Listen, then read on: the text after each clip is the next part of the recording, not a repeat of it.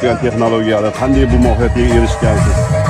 Endi men buni 2014-yilda birinchi Samarqandga borganda Samarqandda ko'rib turib rayon hokim bo'lib bunun uchun ishlagan odam Eronni oldirgan ekan. Bizni O'zbekiston sharoitidan shu kivi ko'chatlarni yetishtirib qilsa bo'ladi. Biz endi ko'chatchilik bizda.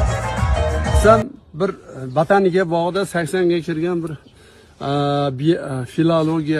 biologiya fanlar doktori professor xotin bor ekan. Shu xotin keyin aytib turdi, men diktobat qilib yozib oldim.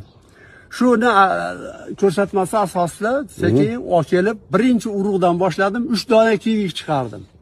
Keyin sekin ko'paytirib, keyin o'sha professorda aytishi bo'yicha 100 dona urug' bo'lsa, shundan 10 donasi bir tonna urug' bo'lsa ham shundan 100 donani sanab turib nima qilsa 10 yerga 90 ga 10 bo'lar ekan. Erkagi 10, 90 ayoli. Endi yana savol shu ko'chatlari qani? Mana shu yerda bor. Mana hozir shu yerda mana hozir 1,5 mingta ko'chatni deya tayyor qilib qo'yganmiz.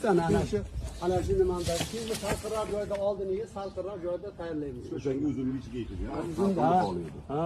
haqiqatdan izlar mana ko'ryapsiz.